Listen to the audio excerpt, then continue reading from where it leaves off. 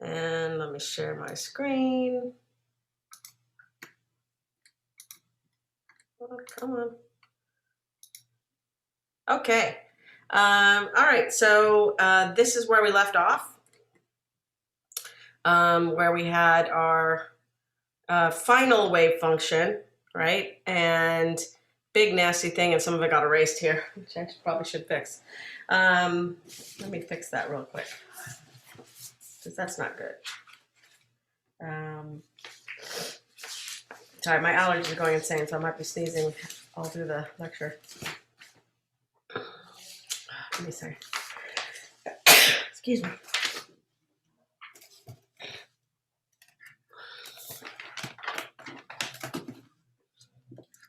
Okay, let's fix this.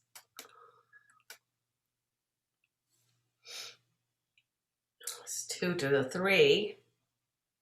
2 over NA to the 3. And then N minus L minus 1 factorial. This is all, there we go. That's a little better. All right, so that's our big nasty wave function. And you guys had a worksheet on dealing with the wave function a little bit and calculating probabilities. Okay. All right. So let's move on to some of the phenomenology of the hydrogen atom, which just means, you know, how does it behave, right? So for instance, there's the spectrum of hydrogen that you've all heard about forever, probably. You may have seen it, right? I know Tyler's seen it at least because he was in an astronomy class and we actually put little gas tubes and with you know, diffraction glasses, and we look at the spectrum of hydrogen. So if you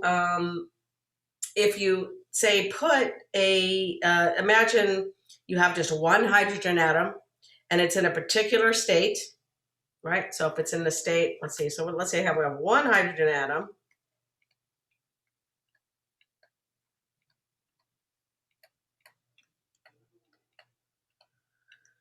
And it's in a particular state, psi NLM.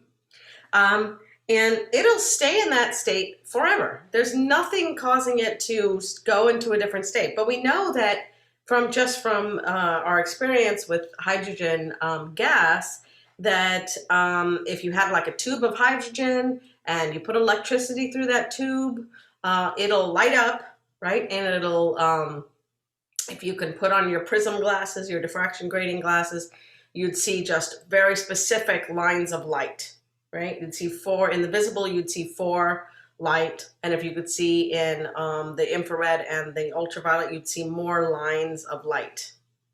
Okay, has everybody seen that before? Do you guys do that in advanced lab or anything? Like, where did you see it? I know, Tyler, you saw it in astronomy at least. Where I think else? the demo was just left in the lab at one point.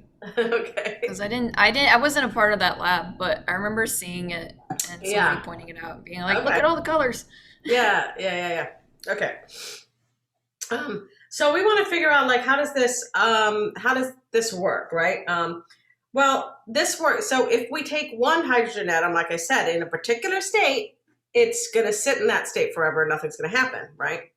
And we know that these different lines of light are caused by the atom going from, say, a first excited state to a ground state, right? Okay. And how does that even happen? Well, if you put more than one atom in there, you might have atoms bumping into each other, right? And that's what happens in these tubes, is the atoms are going to bump into each other and cause them to, and these interactions are going to cause them to either jump up in energy, right? Or crash down in energy, right? Okay. All right. So this kind of thing happens many times in a tube of hydrogen in one of those, you know, those tube, those things that we have where you put the tube in and basically you're sending electricity through the tube. So you're just accelerating the hydrogen atoms. That's all you're doing. And they're crashing into each other and causing each other to go up in levels and then come crashing down in levels. All right. So these transitions are happening all the time, and they give off light. And the energy of those photons that are given off are going to be photons with energy. So let's say we have a tube, right? And so we have the photons that are going to be given off, E gamma. So gamma is the symbol for a photon, if you didn't already know that, are going to be, of course, have to be between energy levels. So we have an initial energy minus a final energy, right, for the photon. And if we write that out, we can see that that's going to be minus 13.6 eV 1 over n initial squared minus 1 over n final squared, right? I'll move you guys out of the way. All right.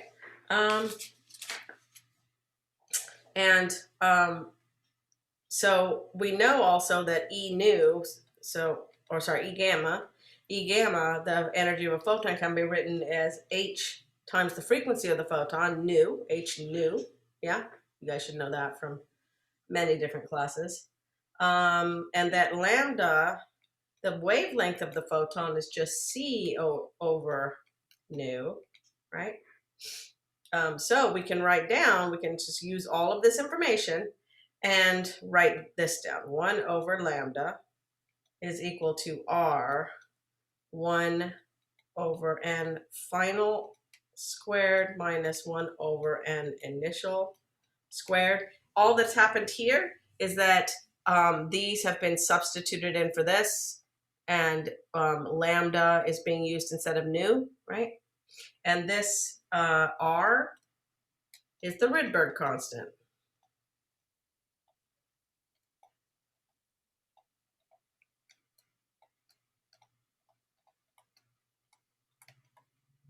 Okay, and it's equal to a bunch of constants, m over 4 pi c h bar cubed, and then the charge of the electron squared over 4 pi epsilon naught squared, and it's equal to 1 times 10 to the 7 per meter. Okay, so it's in units of 1 over meters. You've probably heard of that constant before, right?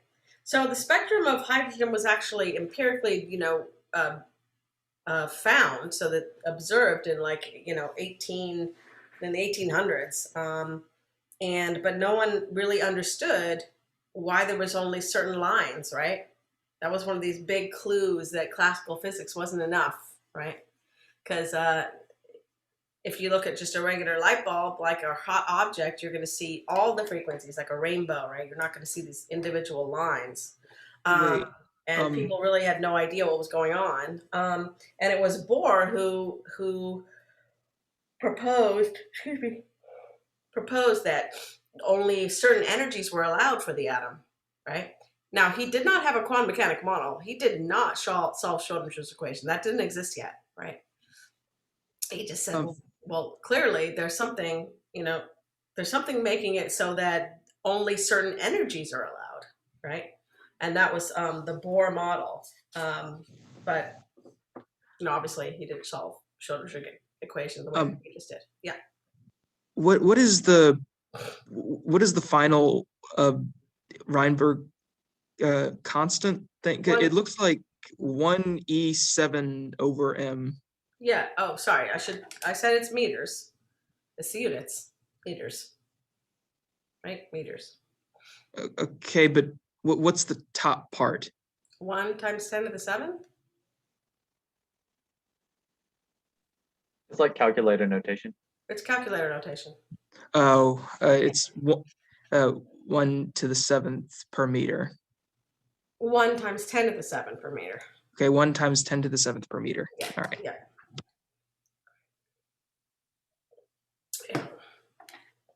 Okay. All right. Now we have a 3D object here, right? The hydrogen atom is 3D. And that means that we could have things like angular momentum, right? So remember when we had a 1D system, you can't really have any angular momentum for a 1D system, right? For a cross product, you need more than one dimensions, and angular momentum is a cross product, R cross, P momentum, right? So here we are going to have angular momentum, and here we start a very large section of quantum mechanics, which is the study of the angular momentum of the atom. All right, so let me get a new layer. Everybody good for a new layer? Yeah.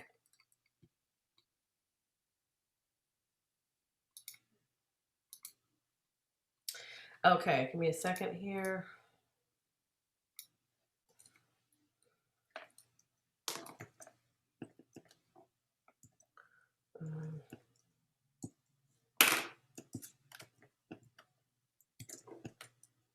Okay. All right. So let's, we know that we have 3 quantum numbers, right? So we have quantum numbers for the hydrogen atom.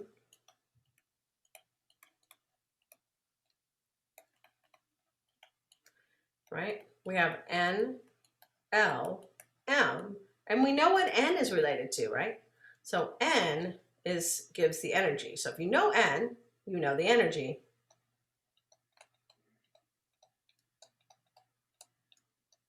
But we've seen also, right? We've seen that if you have a particular N, like N equal 2, right? You might have multiple. In fact, you have N squared different wave functions with that N, right? With the same energy, but there's like 4. So for N equal 2, there's 4 wave functions that have the same N, but different L and M, right? So what is L and M? Well, it turns out it's related to the angular momentum. All right, so let's figure that out. So classically, right? So classically,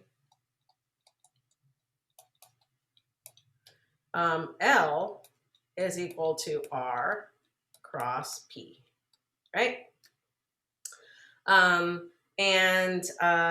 This, remember that we said before that you can make an operator out of any classical quantity by just using operators in the quantity. So in other words, if I want to make an L operator, all I have to use is the operator version of R and the operator version of P. Yeah? Okay. Well, this is a cross product, right? So we know what cross products look like. We can say, like, if we want to, let's in Cartesian, let's say we want Lx, well, it's cross product. We know that that's y pz minus zpy, right? You can figure this out with your Levi-Civitas tensor if you wanted to, but I just go simple here. Ly is zpx minus xpz, because remember that R is a vector that has the components, x, y, z, and L is a vector that has the components in Cartesian, Lx, Ly, Lz, right? Okay. And Lz, of course, is going to be x py minus y px, okay? And now you can see, I hope, how to make operators for each of these, right? So for instance, Lx operator, we just put a hat over everything first, okay? So it's going to be the y hat operator, the pz operator, minus the z operator and the py operator. Remember that x, y, or z operators are all just themselves. They just multiply anything by themselves. They don't do anything special like take derivatives or anything. But the p operators, oops, there we go. Excuse me, is the Ly supposed to be zpx? Yeah, wait, Ly, z, yeah, zpx, yeah. Thank you. Sorry, thank you. Good catch. Okay. But the PZ and the PY are the usual operators, with derivatives, right? The momentum operators. Okay. So let's write it out. So we're gonna the y operator is just y, and then the z pz is h bar over I partial z, and then minus the z operator, and then the py operator is h bar over I partial y. So that's lx, ly is the z operator. So I'm going to skip that step where I'm going to write everything with operators. Hope you don't mind. I'm just going to go right to this form. So it's z, and then h bar over I partial x, and then minus x h bar over I partial z, and then lz is x h bar over I partial y minus y h bar over I partial x. Okay. So these are all the operators. And then we'd like to know, right, what are the eigenvalues of L? That's the big question, right? What is the angular momentum, right? The eigenvalues would be the angular momentum of the atom. What does it have to do with L and M? So what really the big question is, what are the eigenvalues of L? So that in our orange, what?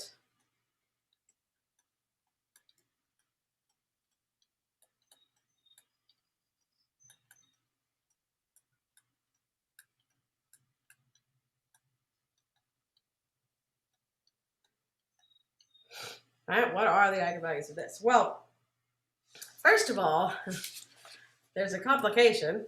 And whenever we're thinking about eigenvalues and eigenvectors of a quantum mechanical system, we have to think about what are the things that are compatible? What are the variables? Oh, I should have put hats on all of these. Hat. What are the variables that are compatible? So, for instance, Lx and Ly don't commute. Okay, so these components of L don't commute with each other, right? Which means there cannot be simultaneous eigenvalues or eigenfunctions of, say, Lx and Ly or Lx, Ly, Lz. Right? You can't have simultaneous eigenfunctions. We learned about that in chapter 3, how if you have two variables that aren't compatible, right, that don't commute, you can't have simultaneous eigenfunctions of them. Okay? All right, so let's look at what those commutators are. So let's look at Lx, Ly. Commutator, right? That's, of course, Lx, Ly minus Ly, Lx. And that is, so and I'm just going to keep them in terms of the momentum. So the Lx is ypz minus zpy, and the Ly is zpx minus xpz. And then we have minus the y, zpx minus xpz. And then ypz minus zpy. Okay.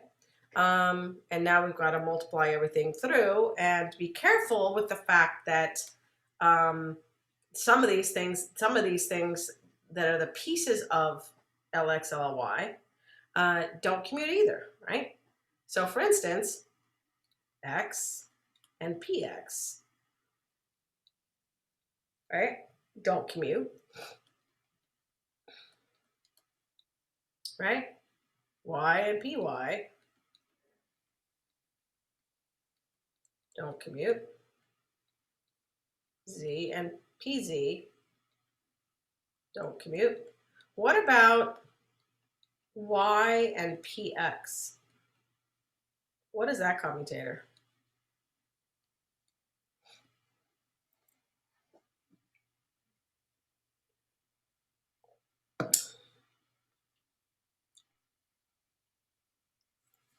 Why don't you try to calculate it and see what it is?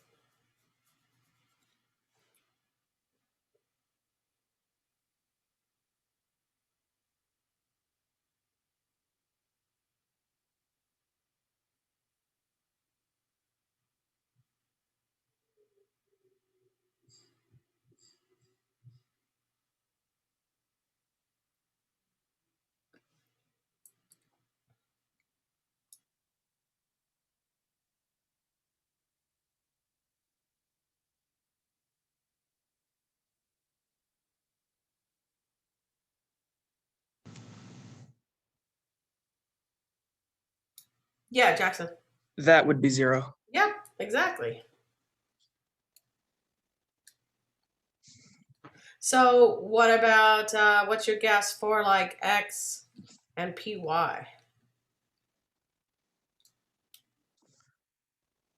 Also 0 Yeah, exactly. because Anytime, oh, yeah, sorry. anytime you're mixing these coordinates, right? Does everybody see why that's the case? Okay, so Haley, if you look at, let's look at this y and px one, right? So let's go, so this is ypx minus pxy, right? And so that's what this commutator is. Oh, sorry, ypx. And then let's write out what it is. It's y times h bar over I d x minus h bar over I dx, and then y, right? But because y doesn't have an x in it, right? Y over here, if you do the derivative, like this is just a constant. Y is just a constant to this partial derivative, right? It's like the number 2 or something. So it can come over this way, right? And I can just write it as y h bar over I ddx minus y h bar over I ddx, and that is 0, right? That makes sense? Sure, but why doesn't that work for XPX? Because for xpx, so if you had, let me just use a different color here. So let's just change everything to x. So x, x,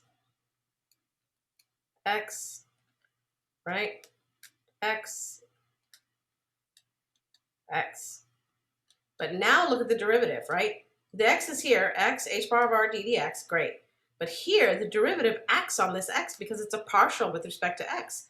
There's a partial x, which is 1, right? And so what you end up with is, and this is not quite how this works, because usually when you're going to do I'm just going to point out why it doesn't work, right? Is that this derivative acts on the x. But usually when you're going to calculate a commutator, you're going to be a little more careful than we were here, because what you would do is you would say, oh, okay, x, px, you would act it on something like psi. It's just much easier to deal with. And so you'd say this is xpx acting on psi minus px x psi.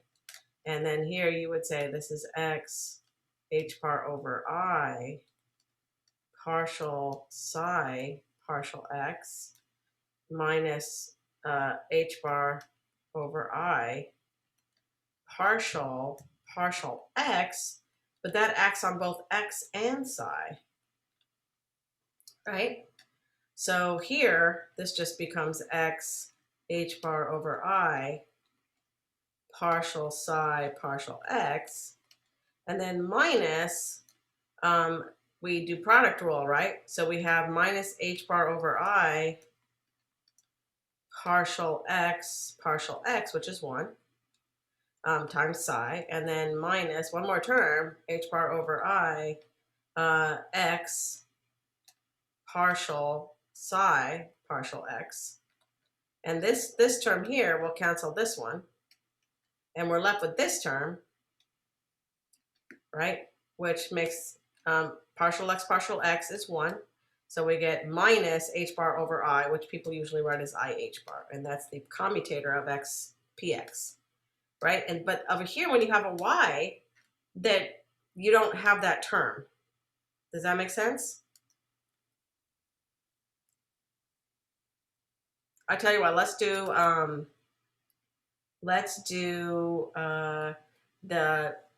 another one of the commutators. Let's do z p x, and we'll act that on psi. So you have z p x acting on psi minus pxz acting on psi, and this becomes z h bar over I partial psi partial x, right? And then we have minus h bar over I acting on partial x that's acting on z and psi together. And then we have to do our product rule. So we start with this term, leave that term alone, z h bar over I partial psi partial x. And then product rule, we have h over I partial z partial x, right? Which is 0 times psi. So this whole thing is 0. And then minus h bar over I times z partial psi partial x, right? This term here is now canceled by this term, and the whole thing is 0.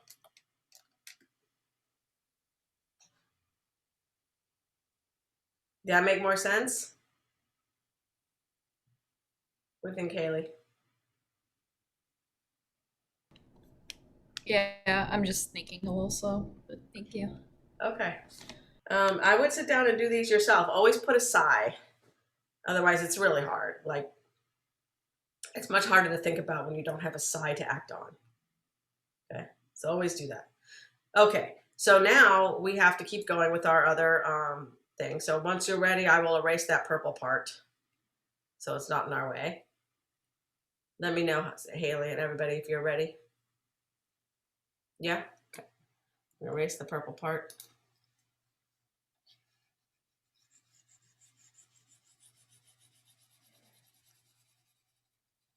Okay. All right. So now we just have to go through this multiplications. Oops, I want to get back to my other color. Okay. Okay. So. Sorry, it took me a second. I see it now. I just yeah. Okay, that's all right. Thank Okay, you. so we have to multiply these, and we have to be careful not to commute anything that shouldn't commute. Yeah. Okay, so I'm going to multiply here. Oops, what am I doing? Hello. No, go away. Wait, sorry. I'm gonna backtrack one more time, and then I'm Yeah, sorry for the red. Why isn't it not negative? Oh, because yeah. I pulled the I up. Yeah, never mind. Yeah, yeah. Okay, so we're gonna do here, here, right? Be careful. So we have a Z and a PZ here that have to be careful with, right? But the PX, by the way, let me ask you another question. I realize now we probably have to go through a couple things. What about PX, PY? What about that commutator?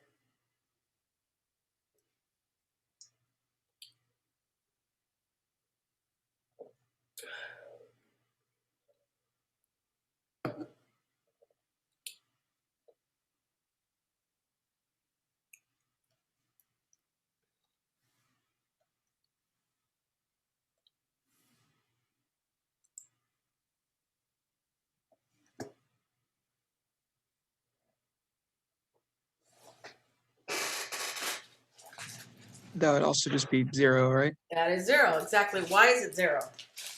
Well, There is a because reason. there's What really is no it? difference between, like, because there's no there's no value of x to for the Interfere with partial it? derivative. Okay. It doesn't matter what side it would be on, so it would just be itself minus, it would be itself minus itself if it Yeah, even so didn't go to 0. right. So the real reason though is that when you have px, py, right? And we're gonna act that on psi. We have px, py, psi minus py, px, psi, right? And we have, so that's partial, so I'm gonna collect the h bars and the i's over here, h bar squared,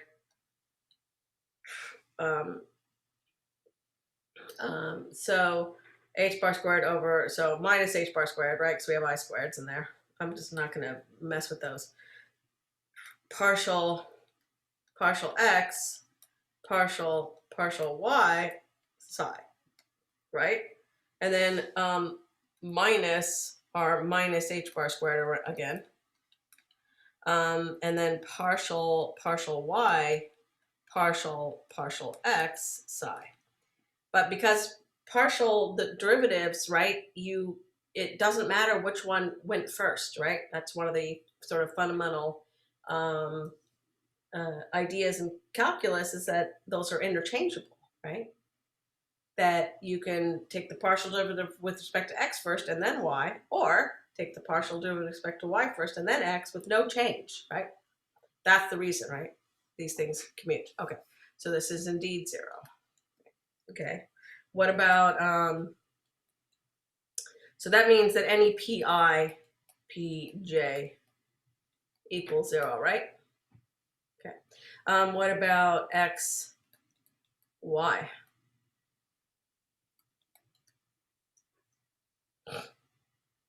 Also 0. Also 0, yeah, exactly.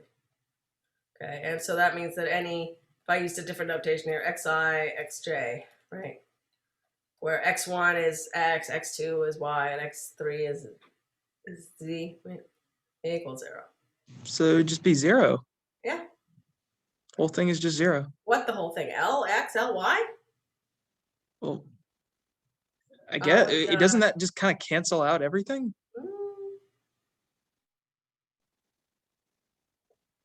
Maybe we should keep going. Okay. You're like, all right. Okay. Okay. I'm gonna grab this. It's gonna get cut off a little bit. Hold on, I was gonna do a better job than that.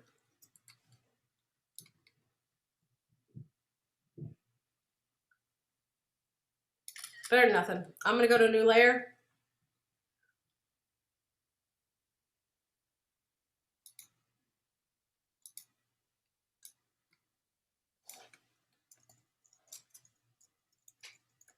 Give me a second.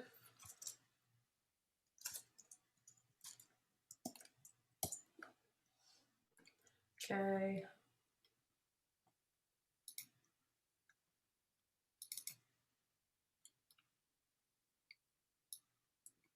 Oh, come on. Nobody wants to rotate their layer. Don't have that on there.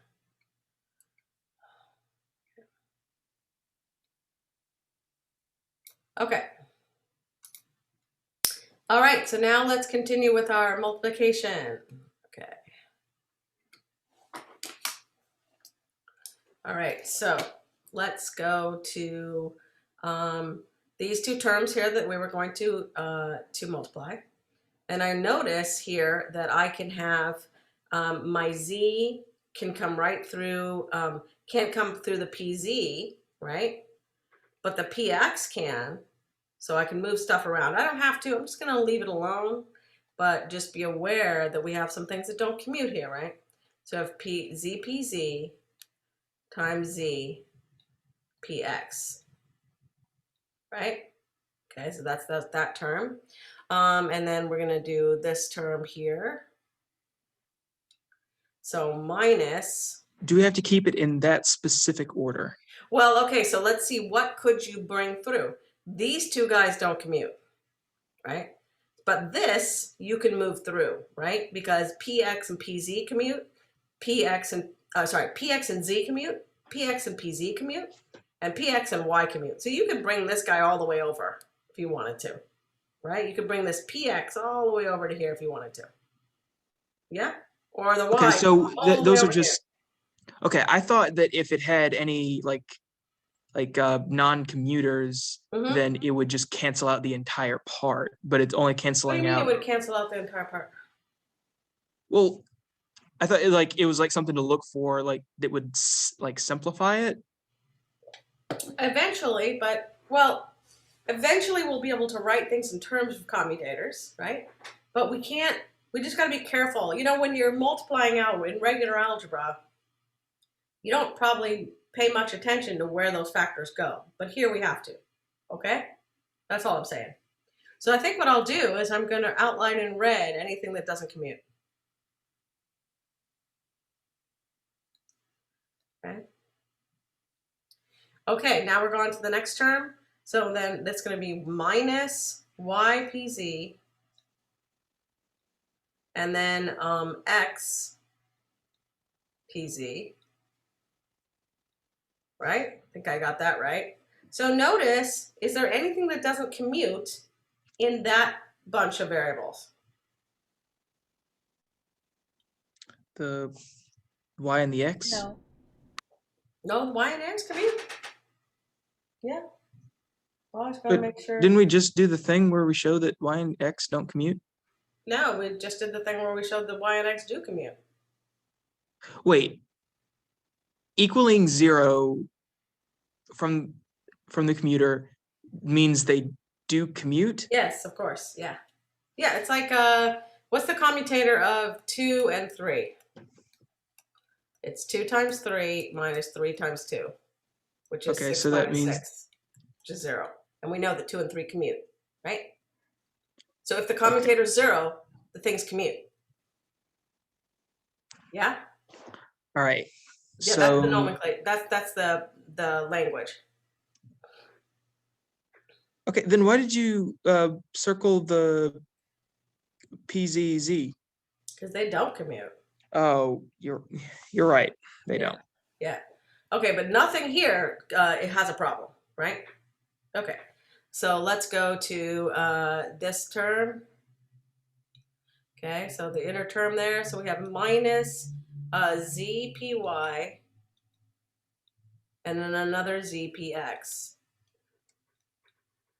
right? I feel like something's, I feel like something's not right. Hold on, I'm a little worried that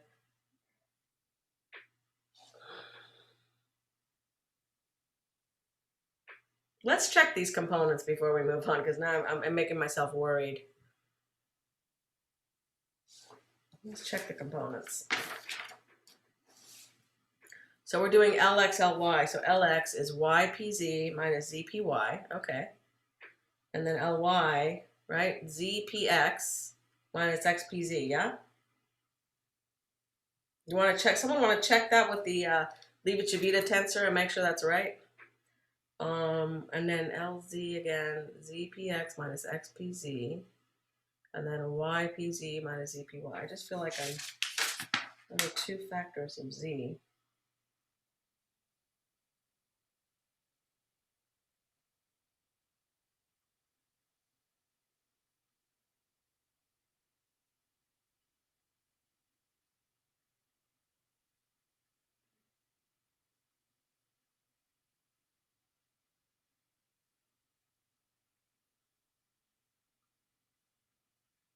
Yeah, I feel like something's not right here and I don't know what it is.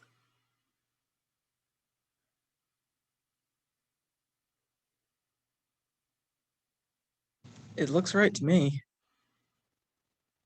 Hmm.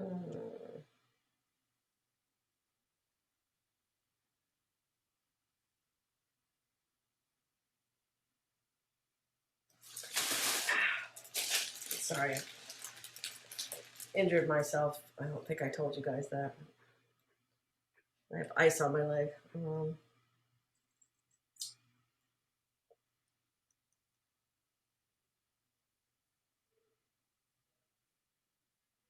Hmm.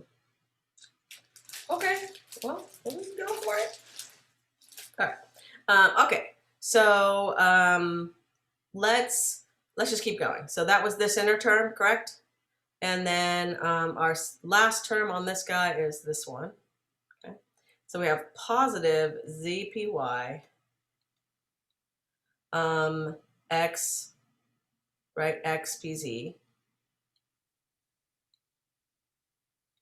Okay, so we do have something that doesn't commute.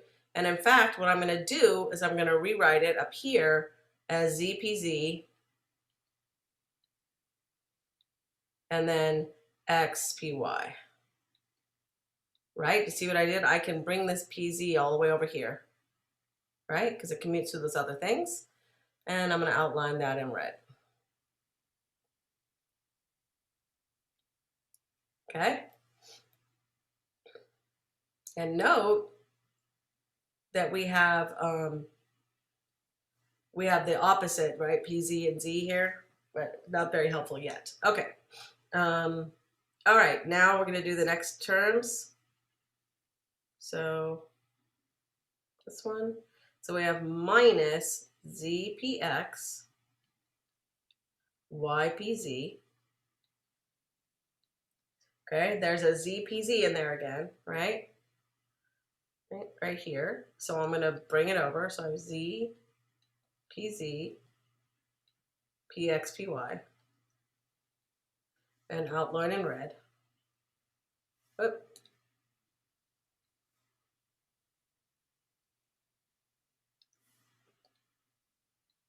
Okay, and now the next term here is going to be positive because I have two minus signs. So plus ZPX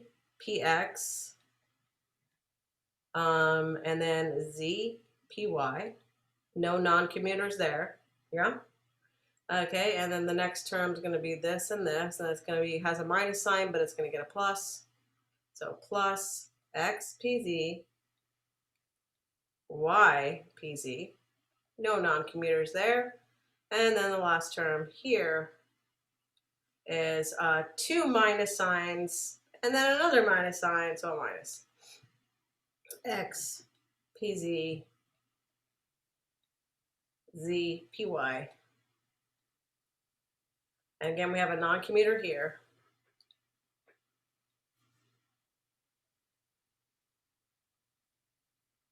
Okay, fine. Now let's collect some terms, okay? Let's look at the terms that have only commuters. So no non-commuters allowed. So that's this guy, this guy, this guy, and this guy. Let's look at this term, YPZ, XPZ, right? Um, and this is something went right here. Let me see what that is. I wrote down a wrong symbol. What is this here? This would be XPZ times YP PZ, right? There we go. That's better. Okay. So YPZ, XPZ, YPZ, XPZ, positive, negative, gone, right? Yeah, out of there. Okay. What about this one? ZPY, ZPX. ZPY, ZPX. Everything commutes, right? Positive and negative, gone. Yeah, agree with me? Now we're left with the non-commuters.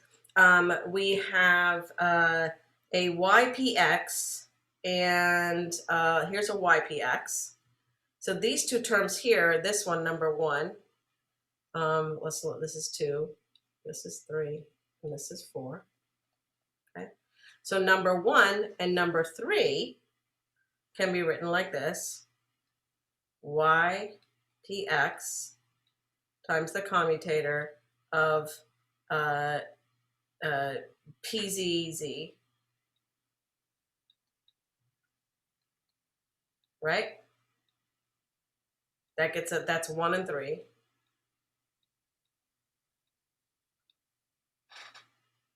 Yeah? And then 2 and 4 can be written as plus xpy times the commutator of z pz, right?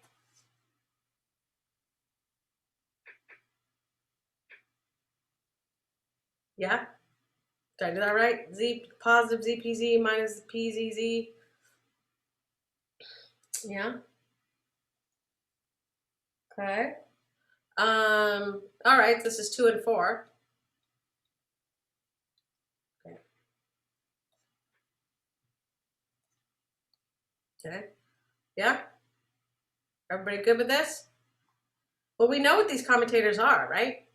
ZPZ is IH bar, and PZZ is minus IH bar, right? So we have YPX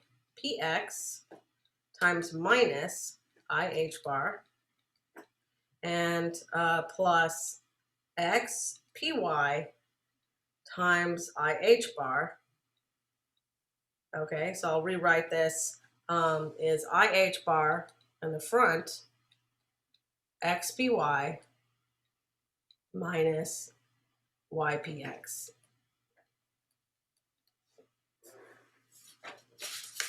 What is that?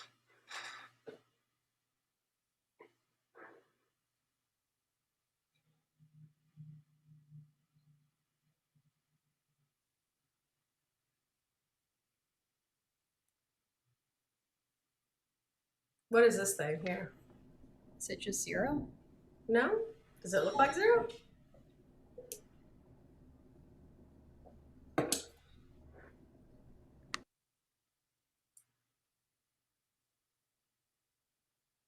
What is it? It is something we just saw when we started class.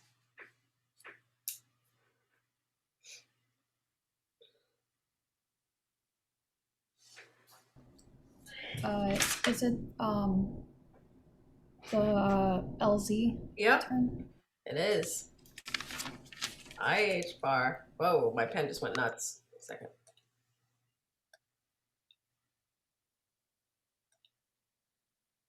IH bar LZ. Sorry about the pen. It's going crazy. IH bar LZ. Yeah? Okay. So, just like I predicted, right? LX and LY don't commute. They are non-compatible variables or observables. So you cannot have simultaneous eigenfunctions of both Lx and Ly. Okay, so in fact, we can write down all of the commutators now. Lx, Ly is equal to IH bar Lz, Ly Lz is equal to IH bar Lx, and Lz Lx. You said they can't have the same eigenfunctions or That's right. values. Yeah, that's right. What'd you say? Did you say they can't have the same eigenfunctions or values? Both, of course. Okay. Yeah, yeah. If you can't have the same eigenfunctions, you can't have the same eigenvalues. I mean, numerically, I suppose you could, right? They could each have 2 as an eigenvalue, but they're not going to have the same set of eigenvalues. Yeah. Okay. So that's how these commute.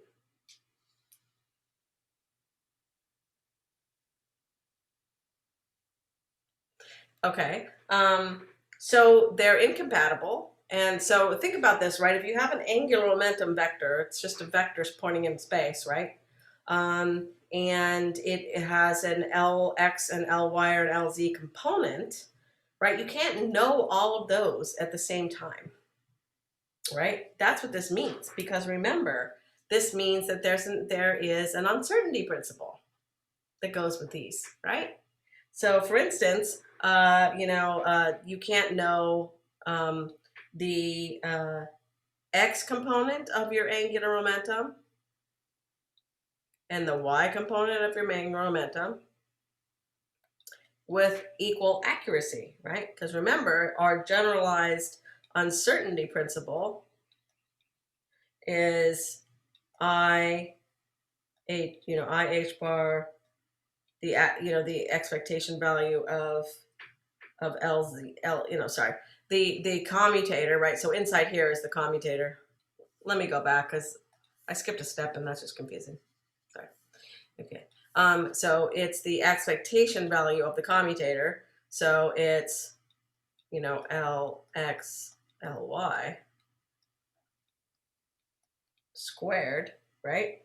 And so this is equal to 1 over 2I, and then the expectation of I h bar Lz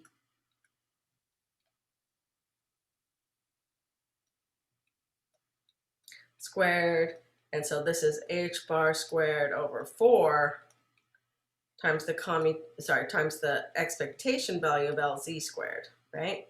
So there's an uncertainty principle here that says that you can't know both of those components, or in fact, you can't know any two of the components of L with equal accuracy. If you know, if you're really certain about the value along the x direction, then you're really uncertain about the value along the y direction and the value along the z direction as well, right? So a little weird. And again, means we don't have simultaneous eigenfunctions of any two of those variables. Okay, but let's look at the value L squared, right? So L squared, and let me see, what are we doing on time? I don't have my, you guys are covering the clock. There we go. So L squared, right, which is just, the L dot L, if you think about vectors, L dot L, it's Lx squared plus Ly squared plus Lz squared, right? In fact, this thing, L squared, actually commutes with all of the components.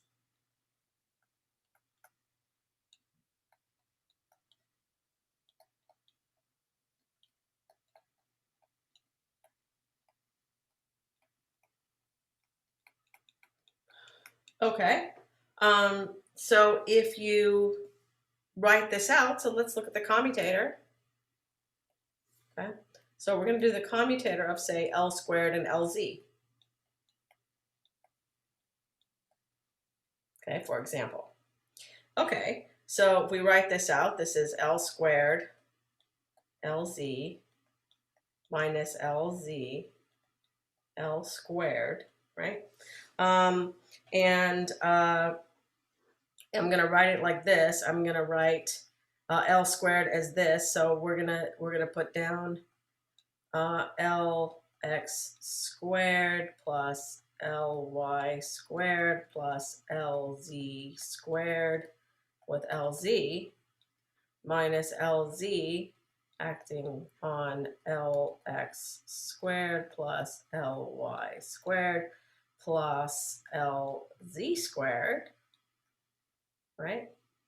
Okay, and if we just write this out again, right, we're gonna have Lx, I'm writing Lx squared as Lx times Lz, okay, and then plus Ly, Lz, okay, and then plus Lz, Lz, and then from this one I have minus Lz, Lx,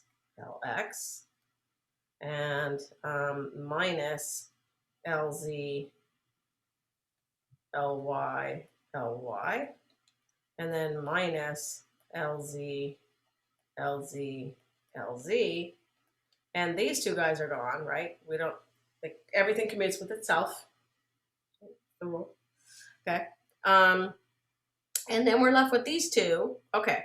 So if we look right here, we have Lx LZ, and LX, LZ down here. So we can write this out. Let me come down here. As we're going to have LX, and then the commutator, let's see, why do I have, oh, I did a different commutator. That wasn't the best thing to do. Give me a second.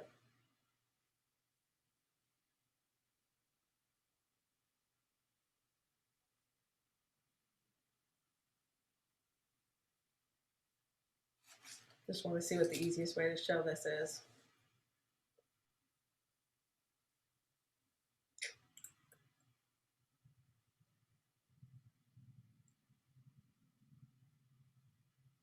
Yeah, I think I did this right, but now I'm not seeing where to group things. Hold on a second.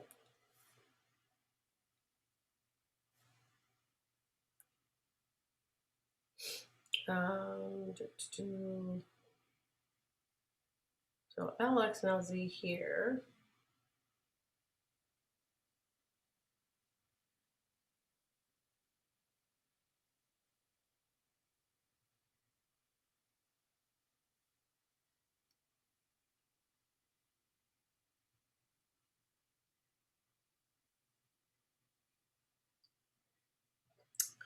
Okay.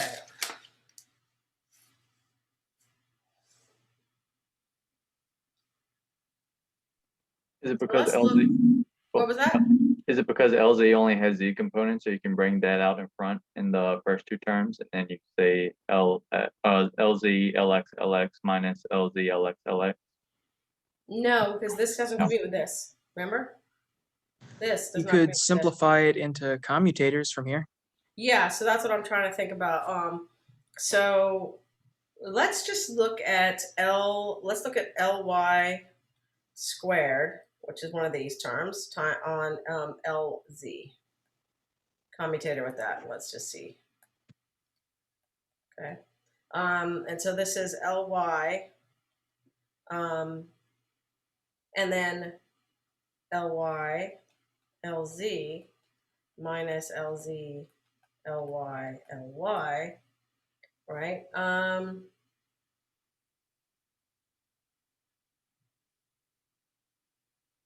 Yeah, okay. Yeah, so if we think about it, right? So what we can write this as Ly times the commutator of Ly, LZ, right? Because if you write it out again, this is going to be Ly, and then this stuff here is Ly, LZ minus LZ, Ly, right? But what about when the Z is in front? Yeah, what do you mean when the Z is in front? Well, if order matters, Yeah. God, why am I getting so confused about this? I don't know. Sorry, it's too messy for me. Let me figure out what's going on. So LZLY.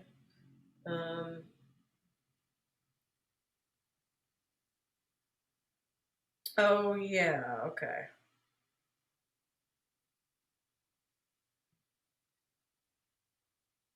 Yeah, so we have to add a term to make this work. That's what it is. Okay. So if we did this, what would this be? So this here, let's go in a different color. Let's go in like red. I'm just going to take this by itself. Okay. So I'm going to come over here. So Ly on this commutator, Ly, LZ, you're right, Jackson, is equal to Ly, LZ, right? And then minus Ly, and then LZ, Ly, right? Okay, now if we look over here, there's a term that we don't have, right? Does this make sense? So this one here is the term that we don't have, this one here. Yeah? Yes or no? Okay. So we can add that term in here to write this commutator. Could we do a commutator of a commutator? What do you mean by that? Well, wait, never mind. I'm sorry. I thought it Okay. just, never mind. Yeah, okay. So we need to add and subtract in a term, right? So this term, what you could add and subtract in. This makes sense so far? Sort of, maybe? Okay. So, and then, okay, let's back up. So what we need to do is get each of these terms. So instead of writing it out, we want to have each of these terms like Ly squared Lz, because we're going to have a bunch of these. We're going to have Lx squared Lz, we're going to have the Lz squared Lz, we already canceled. We only have to worry about these two, the Lx squared Lz and the Ly squared Lz, those commutators, right? Okay. All right, fine. So we have this term, and then we know that we have to add and subtract this other term to make that work, right? So we're going to say, we know that you're going to get this term, so we're going to add that term. Maybe I should do that in green, sorry. Plus Ly, Lz, Ly, right? You agree with that so far? And then plus this term, which we don't have, right? Because we had this term definitely is there. It's Ly, Ly, Lz, Ly, Ly, Lz. Then there's this term, which we don't have, Ly, Lz, Ly, which we do not have, right? You can do Ly, the commutator of Ly, Lz, plus Ly, the commutator of Lz, Ly. Yeah, so, or you could do this commutator where your Ly, Lz with the Ly at the end, right? Yeah. This Ly at the end? Yeah. That makes sense? Yeah, okay, so let's look at this one real quick. So this one's going to be Ly, Lz, Ly minus Lz, Ly, Ly, which is this term. Yeah? So we get, we have this term, and then we have to add that, we have to subtract that term out. Does it make sense, sort of? Okay, we're getting there. So we just wrote this term in, and now we're going to use, we're going to get this term from our other commutator. So we're going to go plus Ly, Lz, Ly, which gives us this term that we want, which is this term. But we also have this term, right? So we have to subtract off that term. Ly, Lz, Ly, right? And what happens, these two terms go away, and we end up with Ly, Lz plus Ly, Lz with Ly on the other side. So in the last few minutes, can you guys actually write this out and make sure that you end up with this? Make sure we didn't make any mistakes.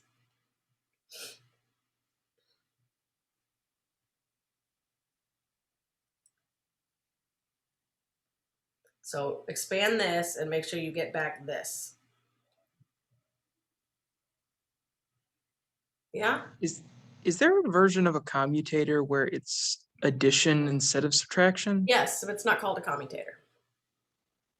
Yeah, that's like curly brackets. It's used in other algebras, like it's like L. All right, because X, you could Y. use it here technically as Yeah, like. but not useful because we don't know what that is. You'd have to calculate it, right? Mm. Yeah.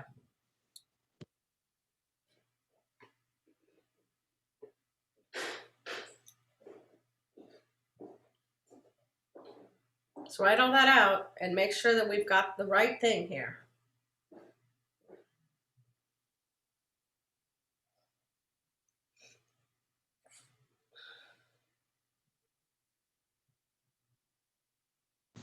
You could have it be a commutator and a commutator if you switch the plus sign for a minus sign and switch ly and lz in the, but then you couldn't use that. I know what you're so- saying. You're like a commutator of a commutator and something.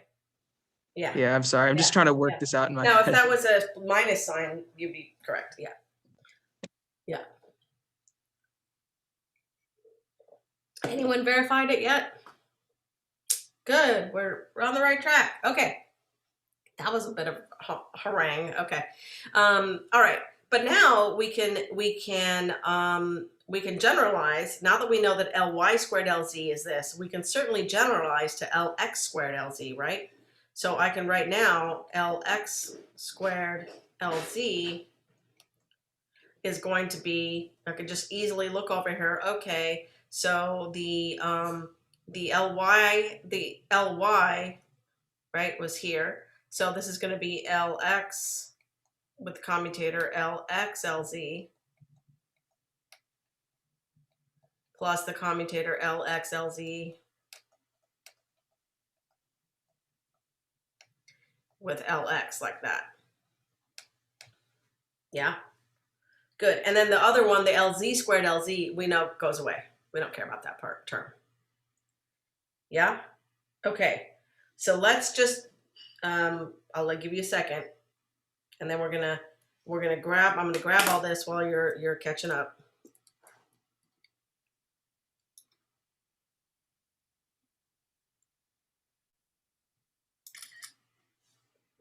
Okay, and I'm gonna get a new layer. I'm gonna put that back. So if you're not done copying, don't worry. I'm just gonna get another layer and put it back. Give me 1 second. This is not good. This did not get labeled right.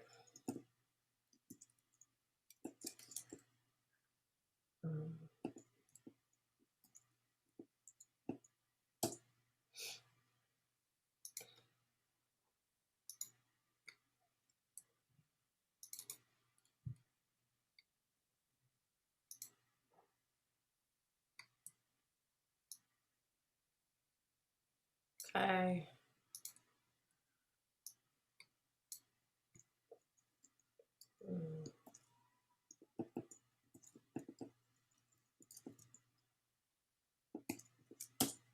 Okay.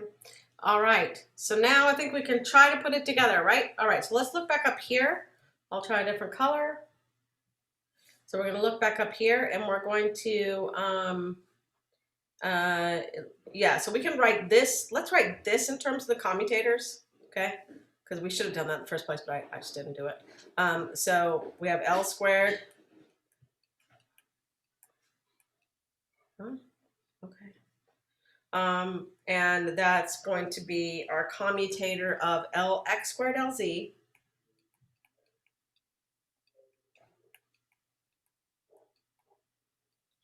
plus the commutator of Ly squared. My pen went nuts, I'm sorry. Ly squared Lz. And then the Lz squared Lz doesn't, we don't care. Okay, so that's what this is, right? Because we're just noting that this is going to be Lx squared Lz minus Lz Lx squared, right? And then Ly squared Lz times minus Lz Ly squared. So these are, I'm just writing in terms of commutators. And we know what those commutators are now. So the Lx squared Lz one is Lx Lz plus Lx Lz Lx, and then the Ly squared one is here, Ly plus Ly Lz plus Ly Lz Ly, right? And now we know what all these commutators are, right? So if we come over here in pink, We know this is IH bar. Oh yeah, we didn't actually define these, did we? Sorry, we sure didn't. Did we? Yes, we did. Oh, we did. Oh, I'm sorry. We did do all Yeah, of them, didn't we? LY, Yeah. LX, LY is, Yeah. they're all IH bar. Right, right. So here's Just this one's gonna be whatever L minus is missing. though, right? It's gonna be minus IH bar LY, right? Because it's not LZLX, it's LXLZ. And then I have LXLZ, so we have another IH bar, another minus IH bar LY, right? And then LYLZ is a positive IH bar LX. Yeah. So far, so good, do you think? Okay. All right, so then we have, so let's write it down. We have minus IH bar LY LX minus IH bar LY LX. Oh wait, I did this wrong. Sorry, wrong. Right, it's LX first, LX LY, and this is LY first, LY LX plus IH bar LY LX plus IH bar LX LY, right? So if we notice, we have a plus IH bar LXLY here, a minus IH bar LXLY here. And we have a plus IH bar LY LX here and a minus IH bar LY LX here. And this whole thing is 0. So weirdly, right, LX squared and LZ equals 0, the commutator. And of course, L squared LX equals 0. By analogy, L squared LY equals 0. So we can find simultaneous eigenvalues for any one of these pairs. Okay, and it's actually traditional to do it for the L squared LZ pair. Okay, and that's the end of class. And we'll see you on Thursday. Don't forget that your quiz that I put out on Friday is due then, right? Isn't it? Okay. All right. It's due today? No, Thursday? Oh, I thought you Isn't said it Thursday? today, because I thought it was, It's Thursday at it midnight. said the though. 8th, I think and it's I Thursday at misheard midnight. you, I'm sorry. Yeah, it's Thursday at midnight, not Thursday at class, but yeah. Okay. All right, guys. See ya. Dr. Shank. Yeah. You're you meeting with still me? okay? Yeah. Yeah. Okay. Just making sure that you didn't forget. Okay. Also, you said 12:30, so do you need a minute? Yeah, I have well, let's meet now because